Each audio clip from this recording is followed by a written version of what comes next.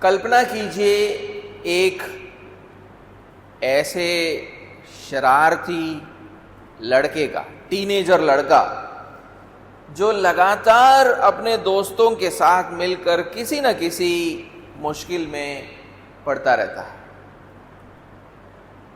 और उस लड़के की माँ जो है वो एक स्ट्रिक्ट डिसिप्लिनेरियन है।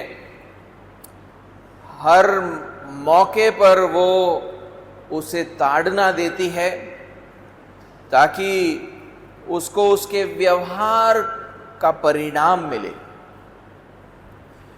क्योंकि उसको समझने की जरूरत है, उस लड़के को समझने की जरूरत है कि खराब व्यवहार और मां का कृपा दोनों हमेशा साथ नहीं चल सकते।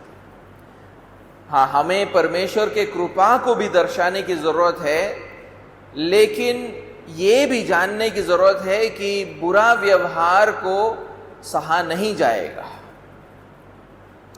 तो उस लड़के को समझने की जरूरत है कि खराब व्यवहार और मां का कृपा दोनों साथ नहीं जा सकता है। इसलिए वो लड़का क्या करता है, फिर कुछ समय के लिए सुधर जाता है, कुछ समय के लिए अपना व्यवहार बदल देता है, लेकिन कुछ समय के बाद वो फिर वापस वही पुराने व्यवहार पर वापस चला आता है। इस लड़के ने कॉलेज में एक प्रोफेसर से उसकी मुलाकात हुई और वो भी उसको उसके व्यवहार के लिए ताड़ना देता था, लेकिन ये प्रोफेसर सिर्फ ताड़ना नहीं करता था।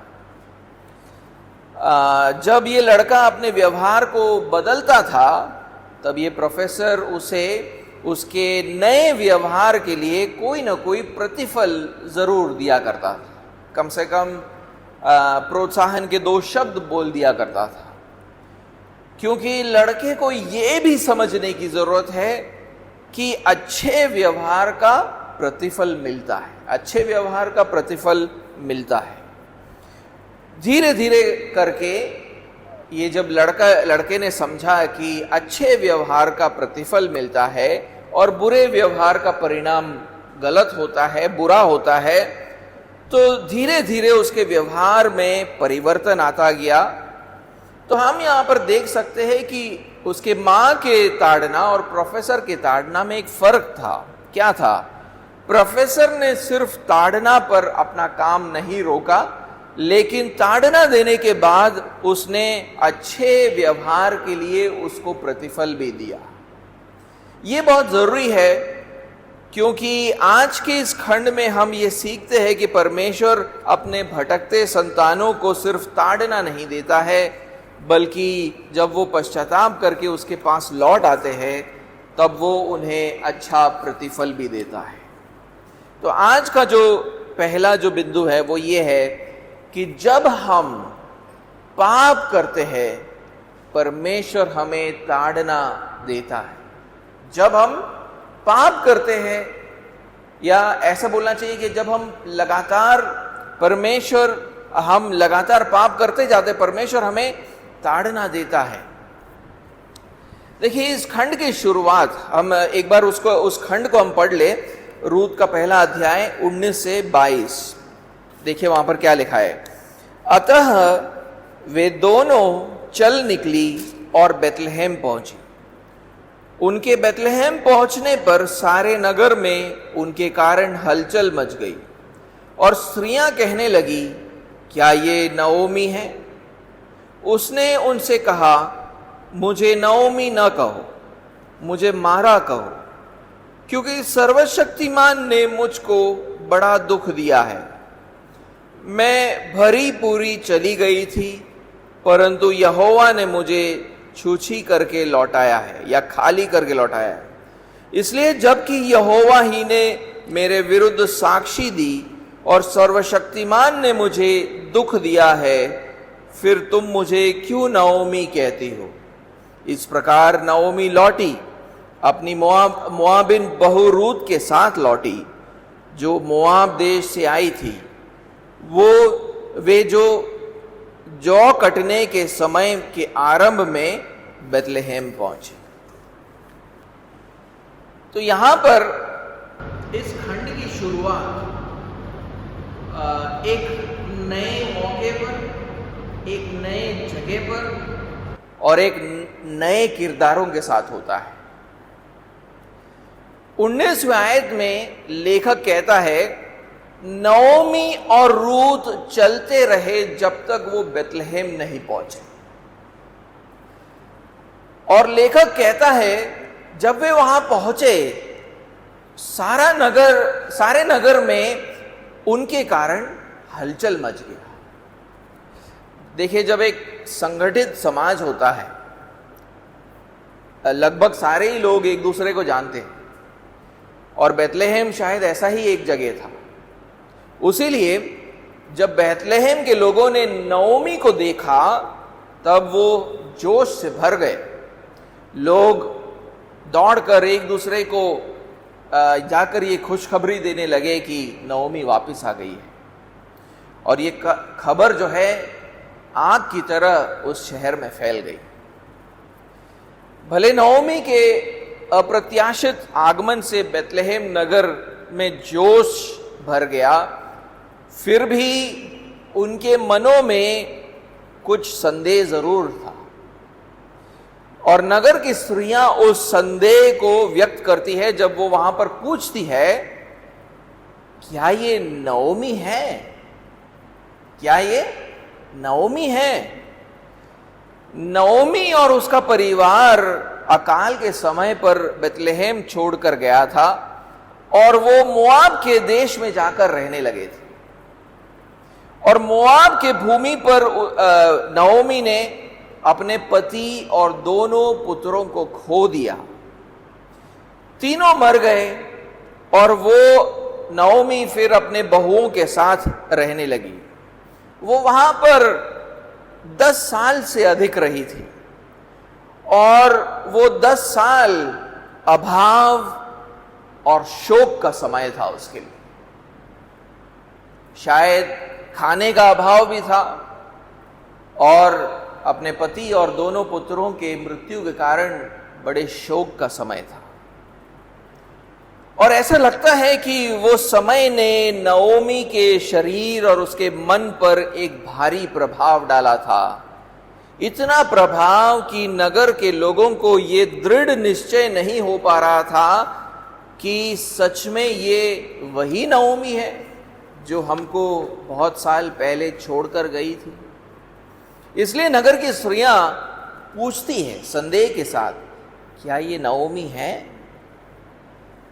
उन स्त्रियों के सवाल को सुनकर 20वीं आयत में नओमी उनसे कहती है, मुझे नओमी न कहो, मुझे मारा कहो, क्योंकि सर्वशक्तिमान ने मुझको बड़ा दुख दिया है। वहां पर जो लिखा है बड़ा दुख दिया है, एक्चुअली उसका अनुवाद होना चाहिए कड़वाहट से भर दिया है।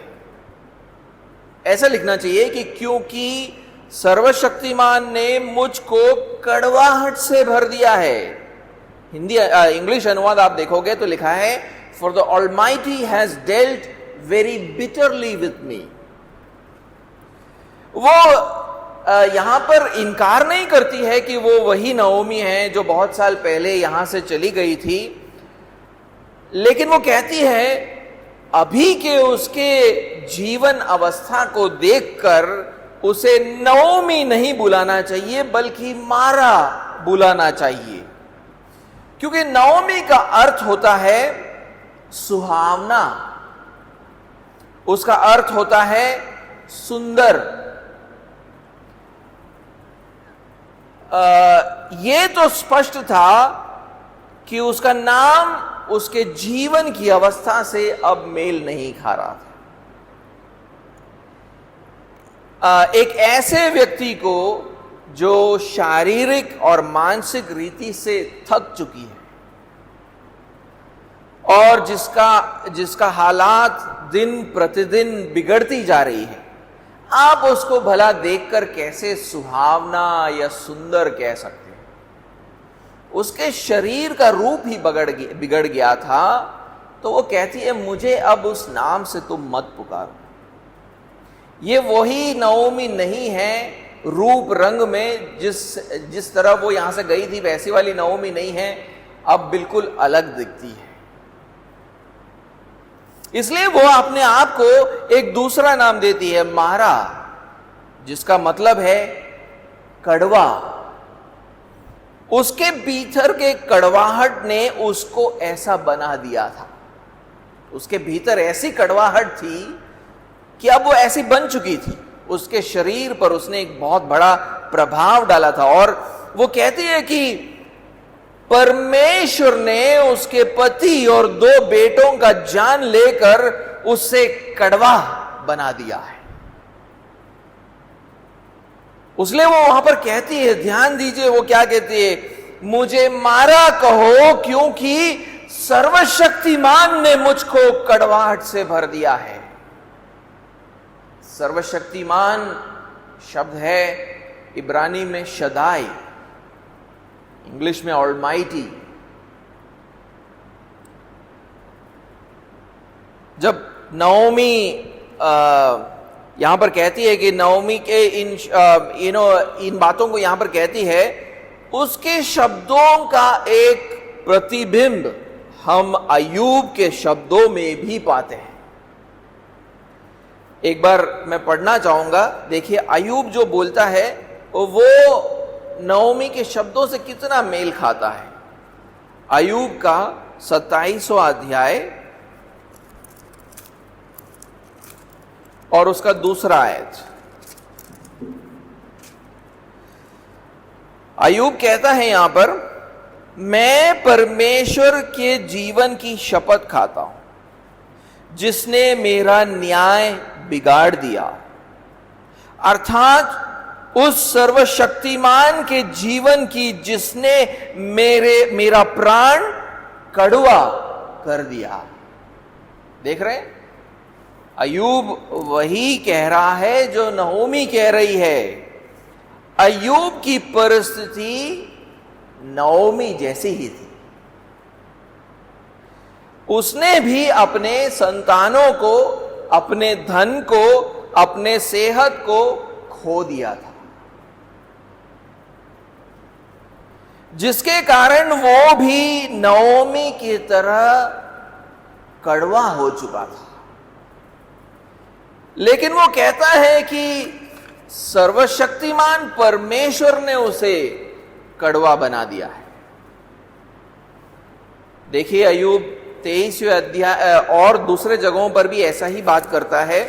23वें अध्याय के 16वें आयत को पढ़े। अय्यूब का 23वां अध्याय और 16वां आयत क्या कहता है, क्योंकि मेरा मन परमेश्वर ही ने कच्चा कर दिया और सर्वशक्तिमान ही ने मुझको घबरा दिया है। 6वें अध्याय और उसके 4थे आयत को पढ़े। 6वें अध्याय के 4थे आयत को, क्योंकि सर्वशक्तिमान के तीर मेरे अंदर चुभे और उनका विष मेरी आत्मा में पैठ गया है। परमेश्वर की भयंकर बात मेरे विरुद्ध पाती बांधे हैं। अय्यूब और नओमी दोनों परमेश्वर को अपने जीवनों पर परम प्रधान मानते थे। यहां से एक बात हमें सीख मिलती है। यहां पर अय्यूब और नओमी दोनों परमेश्वर को अपने जीवनों पर परम प्रधान मानते थे। उसका मतलब क्या है?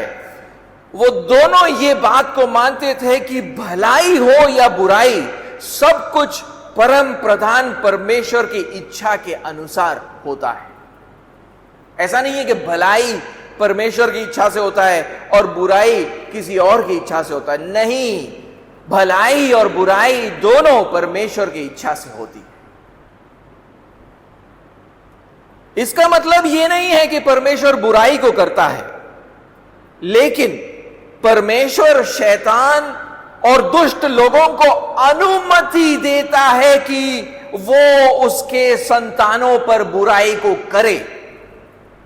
फिर से दोहराता हूं, परमेश्वर शैतान और दुष्ट लोगों को अनुमति देता है कि वो उसके संतानों पर बुराई को करें।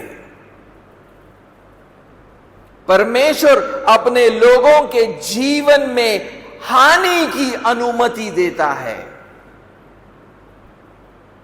उदाहरण के लिए निर्गमन की किताब में जाइए, निर्गमन का किताब 5वां अध्याय और उसका 22 और 23 पढ़िए। निर्गमन 5वां अध्याय उसका 22 और 23। तब मूसा ने यहोवा से के पास लौटकर कहा, हे प्रभु, तूने इस प्रजा के साथ ऐसी बुराई क्यों की और तूने मुझे यहां क्यों भेजा? जब से मैं तेरे नाम से फिरौन के पास बातें करने के लिए गया, तब से उसने इस प्रजा के साथ बुरा ही व्यवहार किया है और तूने अपनी प्रजा का कुछ भी छुटकारा नहीं किया। देख रहे वहां पर क्या हो रहा है? मूसा परमेश्वर से पूछता है कि उसने इज़राइल के लोगों पर बुराई क्यों किया,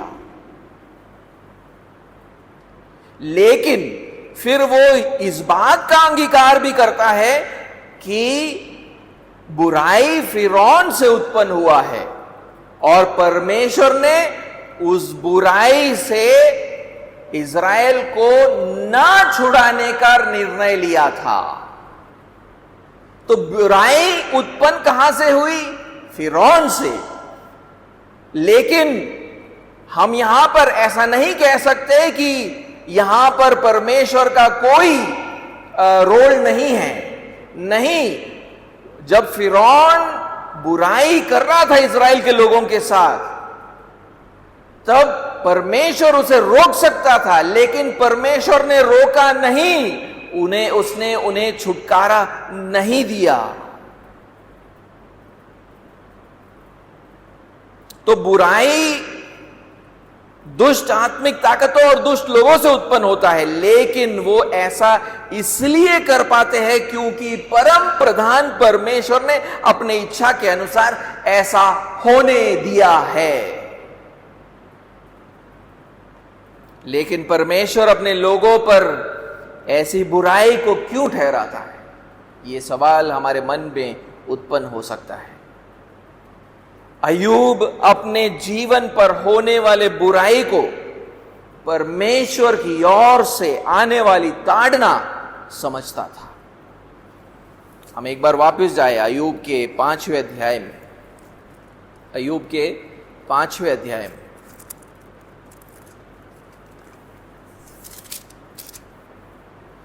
और 17 से 18वां आयत पढ़े। 17 से 18। अय्यूब 5वां अध्याय 17 से 18। देख, क्या ही धन्य है वह मनुष्य जिसको परमेश्वर ताड़ना देता है। इसलिए तू सर्वशक्तिमान की ताड़ना को तुच्छ मत जान, क्योंकि वही घायल करता और वही पट्टी भी बांधता है, वही मारता है और वही अपने हाथों से चंगा भी करता है। परमेश्वर हमें घायल करता है, मारता है, ताकि वो हमें ताड़ना दे। लेकिन वो ताड़ना कभी भी हमारे नाश के लिए नहीं होता है, बल्कि हमें नम्र बनाने के लिए वो हमें ताड़ना देता है। हमें पश्चाताप और विश्वास की ओर खींचने के लिए हमें ताड़ना देता है। क्योंकि जब हम पश्चाताप करते हैं और परमेश्वर पर विश्वास करते हैं, तब परमेश्वर हमारे घाव पर पट्टी बांधता है, अपने हाथों से हमें फिर चंगा भी करता है। उसीलिए अय्यूब कहता है वहां पर कि वही घायल करता और वही पट्टी भी बांधता है, वही मारता है और वही अपने हाथों से चंगा भी करता है। हम अगले बिंदु पर जब आएंगे तब हम इस बात पर और बात करेंगे, लेकिन हमें यह समझने की जरूरत है कि जब हम परमेश्वर से दूर जाते हैं, तब वो हमें ताड़ना देता है ताकि हम पश्चाताप करके उसके पास वापस लौट आए। तो इस सवाल का उत्तर कि परमेश्वर ने नओमी के जीवन में कड़वाहट क्यों भर दिया, परमेश्वर ने उसके पति और दोनों बेटों को मृत्यु क्यों दी? उसका उत्तर यह है ताकि उसकी ताड़ना हो, ताकि वो नम्र बने, ताकि वो पश्चाताप करके परमेश्वर के पास लौट आए। उसी लिए वो कहती है 21वीं आयत के पहले भाग में, मैं भरी पूरी चली गई थी परंतु यहोवा ने मुझे छूछी या खाली करके लौटाया है। उस एक वाक्य में पाप, ताड़ना, पश्चाताप और विश्वास का उल्लेख है। आप अगर ध्यान से देखो तो वो बेथलेहम से भरी पूरी चली थी एक पति और 2 संतानों के साथ, लेकिन बेथलेहम को छोड़ने का उसका जो निर्णय था वो परमेश्वर पर भरोसा न करने का निर्णय था। परमेश्वर के आंखों में वो पाप था। परमेश्वर ने उसके पति और 2 पुत्रों को मृत्यु दी, मृत्यु के द्वारा उसे खाली बनाया। यह पाप के लिए ताड़ना थी और परमेश्वर ने ऐसा इसलिए किया ताकि बेथलेहम वो वापस लौट आए, जो पश्चाताप और विश्वास पर वापस लौटने को दर्शाता है। देखिए, पाप इतना छल्ली है कि वो विश्वासियों को भी कुछ समय के लिए परमेश्वर से दूर ले जा सकता है। पाप इतना छल्ली है कि वो विश्वासियों को भी परमेश्वर से कुछ समय के लिए दूर ले जा सकता है। शैतान, ये दुनिया और हमारी शारीरिक इच्छाएं हमारे ताकतवर दुश्मन है जो हमें अपनी योजनाओं के अधीन बनाना चाहती है। लेकिन परमेश्वर विश्वासियों को लगातार भटकने नहीं देता है। परमेश्वर विश्वासियों को लगातार भटकने नहीं देता है। क्या करता है? अलग अलग माध्यमों के द्वारा वो उन्हें अपनी ओर खींचने का प्रयास खींचता है। अलग अलग माध्यमों के द्वारा वो अपने लोगों को अपनी ओर वापस खींचता है। वो बाइबल अथवा कलीसिया के द्वारा हमें अपनी ओर खींचता है। लेकिन जब हम पश्चाताप और विश्वास नहीं करते तब परमेश्वर हमें आत्मिक नींद से जगाने के लिए और भी कठोर माध्यमों का प्रयोग करने लगता है। नओमी के मामले में उसने क्या किया? उसने उसके पति और 2 बेटों को मृत्यु दिया ताकि वो जान पाए कि वो खुद कितने बड़े आत्मिक खतरे में पड़ी थी।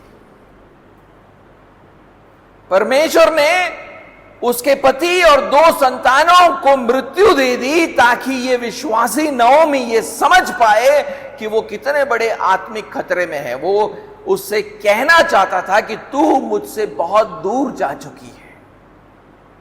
उसीलिए C.S. ल्यूइस ये कहता है, मैं उनके अंग्रेजी कोट का मैं अनुवाद कर रहा हूं, कहता है कि परमेश्वर हमारे सुखों के द्वारा हमसे फुसफुसाता है, हमारे विवेक के द्वारा हमसे बात करता है, लेकिन हमारे पीड़ा के द्वारा चिल्ला चिल्ला कर हमको अपनी ओर वापस बुलाता है।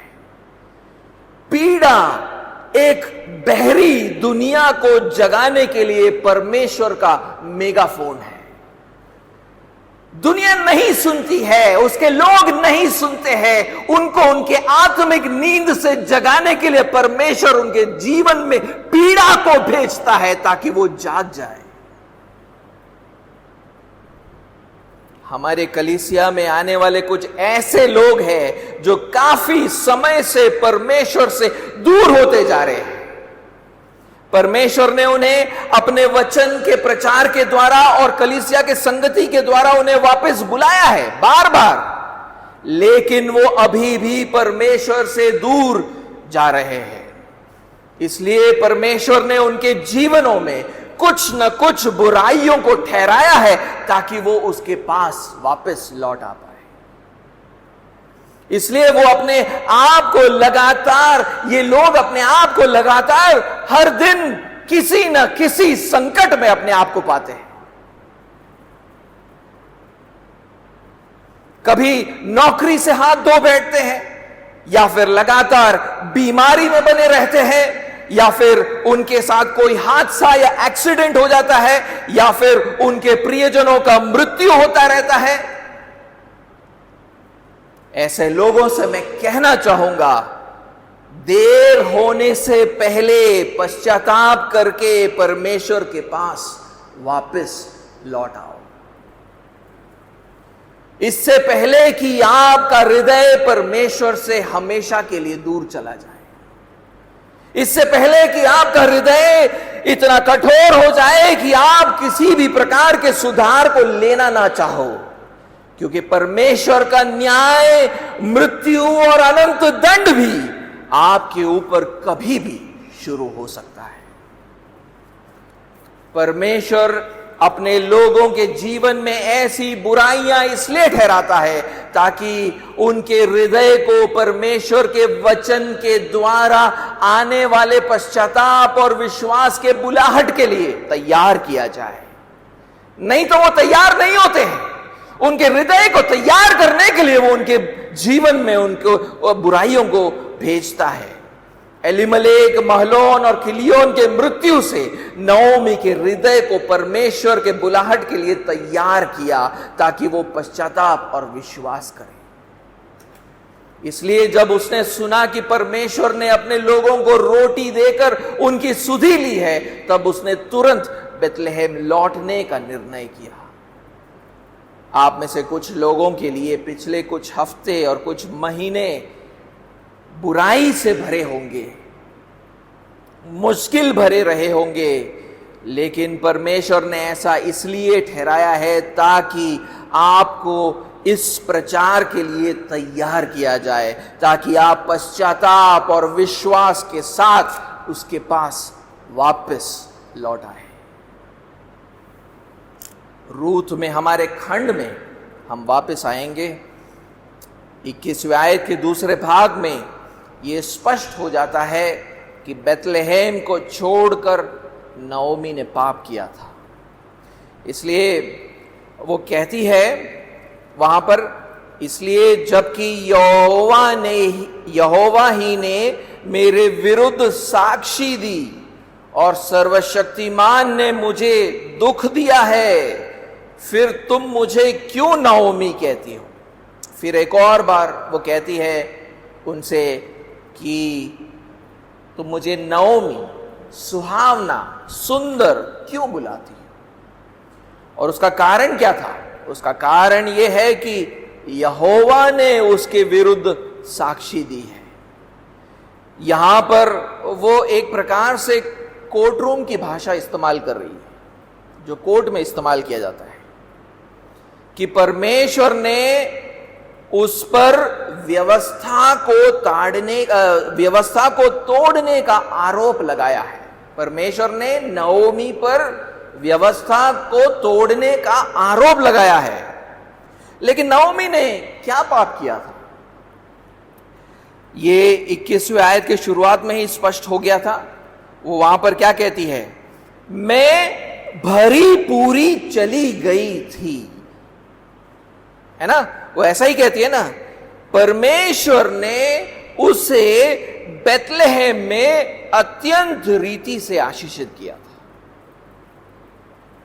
बेतलेहम का अर्थ है रोटी का घर। सच में परमेश्वर ने बेतलेहम को अत्यंत रोटी से आशीषित किया था, और अत्यंत आशीषों के इस जगह पर परमेश्वर ने नओमी को एक पति और 2 बच्चे भी दिए थे। परमेश्वर ने हर तरीके से उसे आशीषित किया था। नओमी हर तरीके से भरपूर थी, लेकिन जब अकाल पड़ा, तब वो अपने परिवार के साथ बेथलेहेम को छोड़कर चली गई। उसने परमेश्वर पर विश्वास न करने का निर्णय लिया, बल्कि वो और उसका परिवार मोआब चले गए, जहां परमेश्वर और उसके लोगों के दुश्मन रहते थे। और जब कभी भी इज़राइल ने अपने चारों ओर रहने वाले देशों से मदद मांगी है, उनके राजा, उनके सेना, उनके घोड़े, उनके देवताओं से, और ना कि परमेश्वर पर भरोसा किया, तब वो बात परमेश्वर के आंखों में पाप ठहरा है। उसीलिए नओमी कहती है, परमेश्वर ने उसके विरुद्ध साक्षी दी है। दूसरे शब्दों में कहूं तो परमेश्वर ने नओमी पर अपने व्यवस्था को तोड़ने का आरोप लगाया है। और जब भी परमेश्वर के लोग व्यवस्था को तोड़ते हैं, तब वो अलग अलग तरीके से उन्हें ताड़ना देता है। जब भी हम व्यवस्था को तोड़ते हैं, तो परमेश्वर अलग अलग तरीके से हमें ताड़ना देता है। अलग अलग प्रकार के परीक्षाओं से दुख देता है, ताकि वो पश्चाताप करके उसके पास लौट आए। और नओमी के साथ भी ऐसा ही हुआ था। उसीलिए 21वीं आयत के अंत में वो कहती है, सर्वशक्तिमान ने मुझे दुख दिया है। परमेश्वर ने नओमी को उसके पति और दोनों बेटों का मृत्यु के द्वारा दुख पहुंचाया। और मैं दो उदाहरण देना चाहता हूं। एक, जब परमेश्वर के लोग पड़ोसी देशों के ईश्वरों की उपासना करने लगे और परमेश्वर की आंखों में पाप था, और दूसरा, जब उन्होंने अविश्वासी देशों से मदद मांगा, ना कि परमेश्वर पर भरोसा किया, और यह भी परमेश्वर के आंखों में पाप था। और नओमी और उसके परिवार ने ऐसा ही कुछ किया था। तो मैं पढ़ना चाहूंगा यहोशू का 24वां अध्याय, यहोशू का 24वां अध्याय और उसका 20वां आयत, जहां पर यहोशू बात कर रहा है। यहोशू 24वां अध्याय 20वां आयत, वो कहता है, यदि तुम यहोवा को त्याग कर पराए देवताओं की सेवा करने लगोगे, तो यद्यपि वो तुम्हारा भला करता आया है, तो भी वो फिर कर तुम्हारी हानि करेगा और तुम्हारा अंत भी कर डालेगा। यहोशू इज़राइल के लोगों से कह रहा है, अभी तक परमेश्वर यहोवा तुम्हारी भलाई करता आ रहा है, लेकिन अगर तुम उसे छोड़कर दूसरे देवताओं की उपासना में चले गए, तो जो परमेश्वर अब तक तुम्हारी भलाई कर रहा था, वो तुम्हें हानि पहुंचाएगा, तुम्हारा अंत भी कर डालेगा। ऐसे वहां पर लिखा है। यशाया का 31वां अध्याय पढ़े, यशाया 31वां अध्याय और उसका पहले 2 आयत कहता है वहां पर, हाय उन पर जो सहायता पाने के लिए मिस्र को जाते हैं और घोड़ों का आसरा करते हैं, जो रथों पर भरोसा रखते क्योंकि वे बहुत है, और सवारों पर क्योंकि वे अति बलवान है, पर इज़राइल के पवित्र की ओर दृष्टि नहीं करती और न यहोवा की खोज करते हैं, परंतु वह भी बुद्धिमान है और दुख देगा। वह अपने वचन ना टालेगा, परंतु उठकर कुकर्मियों के घराने पर और अनर्थकारियों के सहायकों पर भी चढ़ाई करेगा।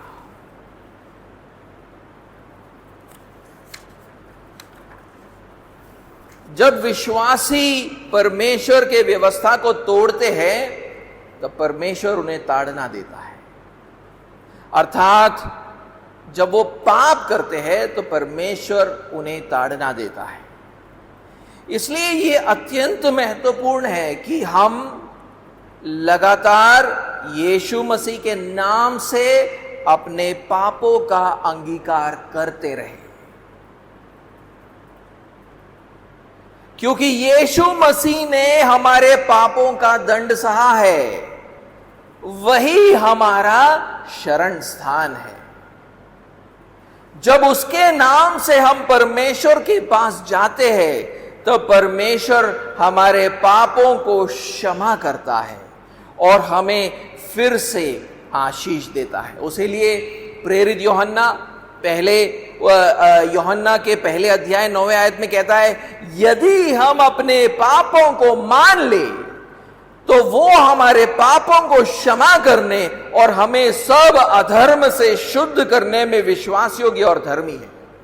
तो अगर हमसे पाप होता है तो ताड़ना मिलने से पहले यीशु मसीह के नाम से परमेश्वर से प्रार्थना करके, हे परमेश्वर तू मुझे क्षमा कर मेरे पापों के लिए। लेकिन हम अपने आत्मिक जीवन के प्रति बेहद लापरवाह लोग हैं, इसलिए हम ऐसे सब बातों के ऊपर ज्यादा ध्यान नहीं लगाते, पाप करते चलते जाते। पहली बात ये कि हम परमेश्वर के वचन के प्रचार और शिक्षा को गंभीरता से लेते ही नहीं है। क्या लगता है आपको, ये प्रचार सुनकर आप इसके ऊपर अमल नहीं करोगे तो ताड़ना नहीं होगी? हम अपने आत्मिक अगुओं को गंभीरता से नहीं लेते हैं। हम उनको सुनते जरूर है लेकिन वो जो कहते हैं उसको करते नहीं। हम परमेश्वर के वचन को सुनने वाले लोग हैं लेकिन करने वाले लोग नहीं हैं। और जब हमारे आत्मिक अगुए हमारे पापों का विरोध करते हैं तब हम उनको हल्के में लेते हैं और परमेश्वर के सम्मुख अपने पापों का अंगीकार नहीं करते हैं। इसलिए परमेश्वर ने हमें अनेक दुखों को दिया है। आपको क्या लगता है, परमेश्वर के इस प्रचार को आप सुन सुनकर उसको टाल सकते हो और आपके जीवन में कुछ नहीं होगा? परमेश्वर आपको ताड़ना देगा। अगर आप आपके पास्टर के बातों को सुनकर ऐसे ही छोड़ दोगे, पर भले पास्टर आपको कुछ ना कहे लेकिन परमेश्वर की ओर से ताड़ना जरूर मिलेगी।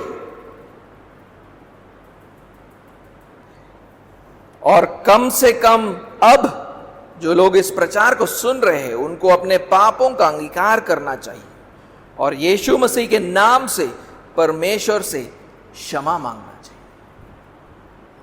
आज का दूसरा और आखिरी बिंदु, जब हम पश्चाताप करके परमेश्वर पर विश्वास करते हैं वो हमें आशीषित करता है। 22वें आयत में जो हमारे खंड का आखिरी आयत है और हमारे अध्याय का आखिरी आयत है, वहां पर देखिए लेखक क्या कहता है। इस प्रकार नओमी लौटी, आपके वहां पर अनुवाद में वो नहीं होगा लेकिन ऐसे लिखा है, इस प्रकार नओमी लौटी, अपनी मोआबिन बहू रूत के साथ लौटी जो मोआब देश से आई थी। वे जौ कटने के समय के आरंभ में बेतलहेम पहुंची। वो आयत ये बोलकर शुरू होता है कि इस प्रकार नओमी लौटी। ये पहले अध्याय के मुख्य घटना का एक सारांश है। अगर वो पहले अध्याय का अगर एक मुख्य घटना हो तो वो है नहोमी का वापस लौटना, जिसकी शुरुआत 6वें और 7वें आयत में हुई थी। अब उसकी पूर्णता 22वें आयत में हो रही है। नओमी मोआब देश से लौट आई है और यहूदा देश में पहुंच चुकी है, लेकिन ये उसके पश्चाताप और विश्वास को दर्शाता है। मोआब में अपने पापमय प्रवास से उसने मुंह मोड़ लिया है और फिर एक बार इज़राइल में विश्वास का जीवन जी रही है। नओमी के अगुवाई में रूत ने भी पश्चाताप और विश्वास किया। रूत ने अपने अविश्वासी लोगों और देवताओं से मुंह मोड़ा और नओमी के लोगों और इज़राइल के परमेश्वर के पास आ गई।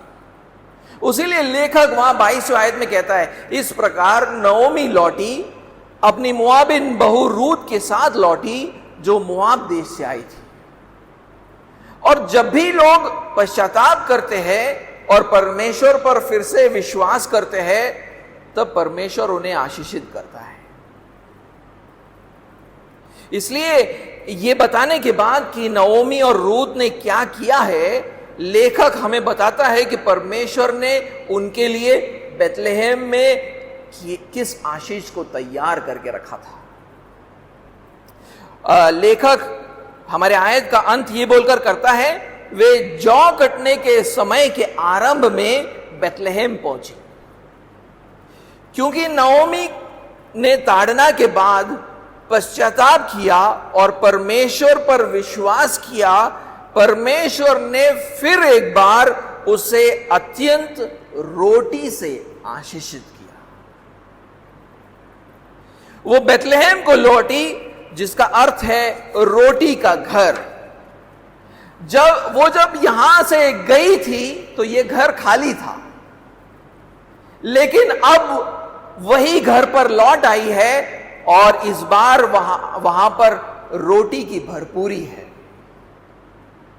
परमेश्वर उसको और अन्य जाति से आए उसके बहू को बेथलेहेम में अत्यंत रोटी से आशीषित करने वाला था, क्योंकि कटनी का समय निकट था। उसलिए वो 3 बार, अगर आप इस खंड को ध्यान से देखें तो 3 बार हमारे खंड के अंदर लेखक बेथलेहेम शब्द का प्रयोग करता है। बेथलेहेम अर्थात रोटी का घर 19वीं आयत में 2 बार करता है, 22वीं आयत में एक और बार करता है। बेथलेहेम में परमेश्वर ने नओमी और रूत को अत्यंत रोटी से आशीषित किया, और सिर्फ रोटी नहीं, और भी बहुत सारी आशीषों की शुरुआत होने वाली है। और जैसे जैसे ये कहानी आगे बढ़ती है, हम इस बात को देखेंगे। जो लोग ताड़ना के समय के बाद पश्चाताप करते हैं और परमेश्वर पर फिर से विश्वास करते हैं, वो परमेश्वर से आशीषित होंगे। और यही बात हम अय्यूब के जीवन से हम सीखते हैं। एक और बार अय्यूब के उन आयतों में एक बार वापस चले और देखिए अय्यूब ने वहां पर क्या कहा था। अय्यूब का 5वां अध्याय और 17वां और 18वां आयत। अय्यूब 5वां अध्याय 17 और 18। देख, क्या ही धन्य है वह मनुष्य जिसको परमेश्वर ताड़ना देता है। इसलिए तू सर्वशक्तिमान की ताड़ना को तुच्छ मत जान, क्योंकि वही घायल करता और वही पट्टी भी बांधता है, वही मारता है और वही अपने हाथों से चंगा भी करता है। तो अय्यूब क्या कहता है? अय्यूब कहता है कि एक बार जब ताड़ना खत्म हो जाती है तो परमेश्वर खुद, जब हम पश्चाताप करते हैं, उसके पास वापस लौट आते हैं, तो परमेश्वर खुद हमें फिर से पुनर्स्थापित करता है और हमें आशीषित करता है। इसलिए कहता है कि वो खुद घायल करता है और वही पट्टी बांधता है, वही मारता है और वही अपने हाथों से चंगा भी करता है। और ये सिर्फ कहने की बात नहीं थी। अय्यूब के कहानी को आप देखोगे तो ऐसा ही हुआ। आप अय्यूब के 42वें अध्याय में चले, उसके अंत में, उसके कहानी के अंत में देखिए क्या होता है। अय्यूब 42वां अध्याय 10 से 13,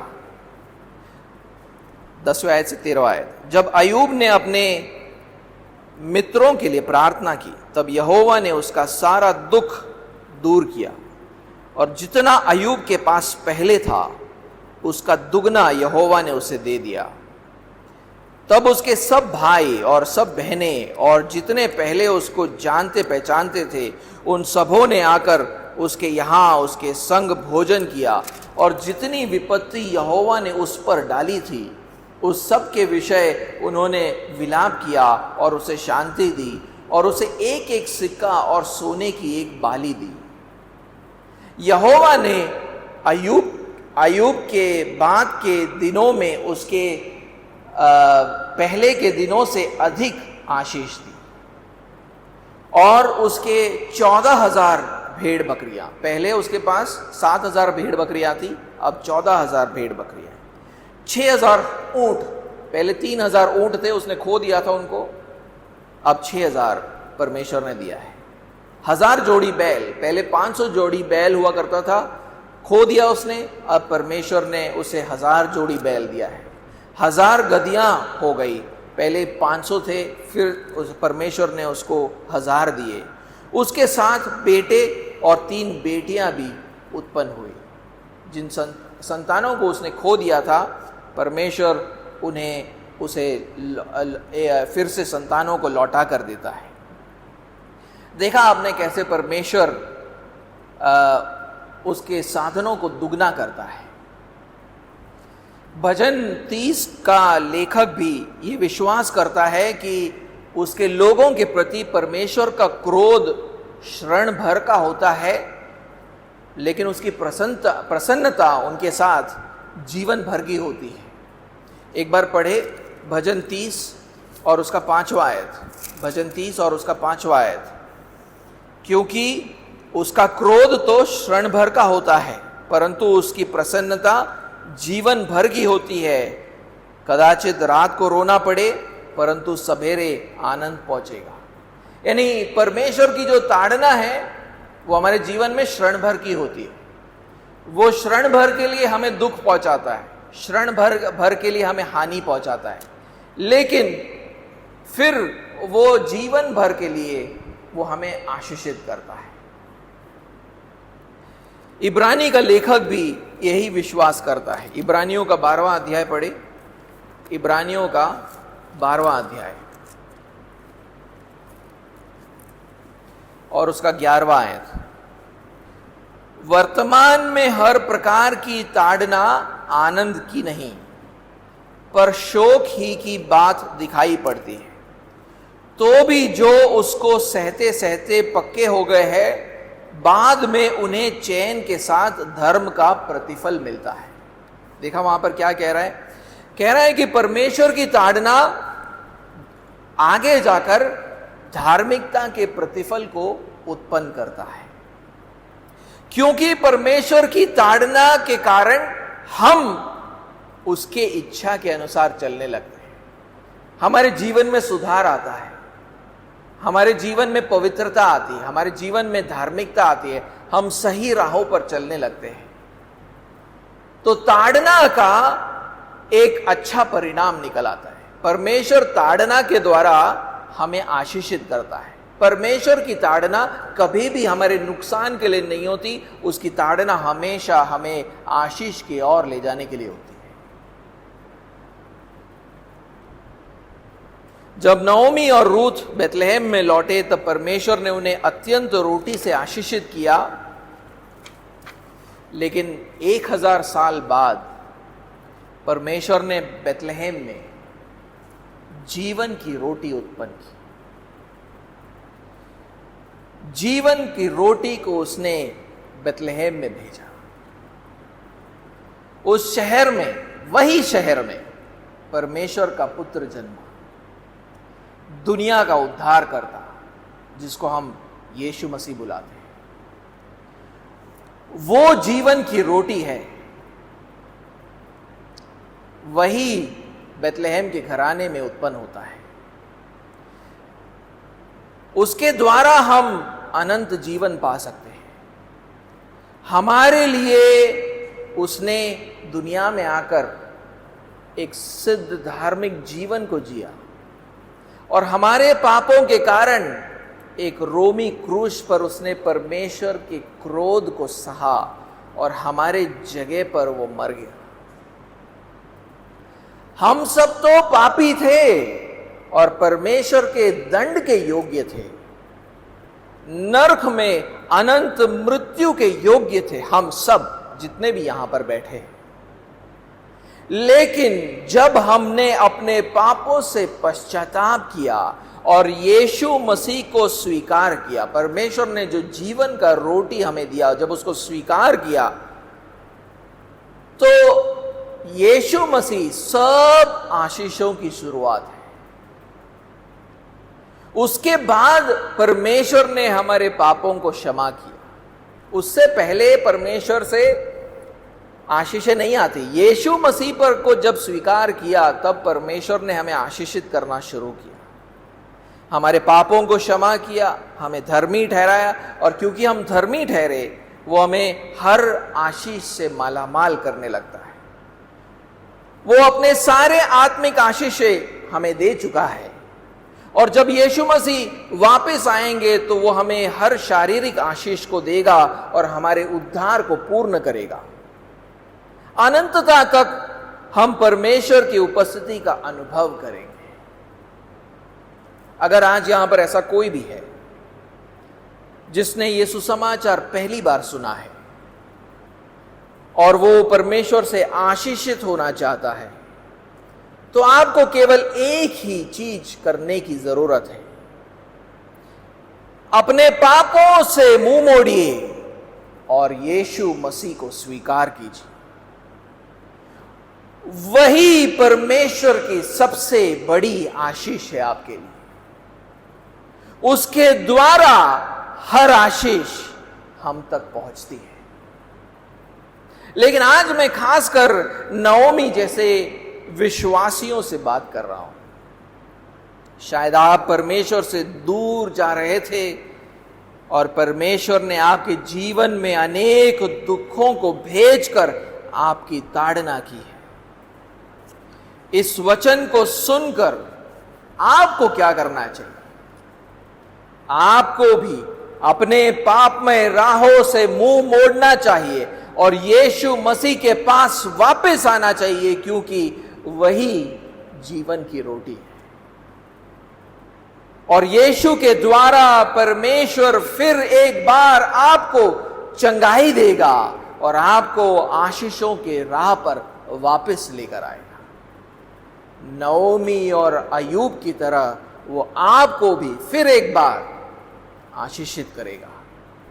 इसलिए आज अपने हृदय को कठोर ना करें, बल्कि पश्चाताप करें और यीशु मसीह के द्वारा परमेश्वर के पास लौट आए।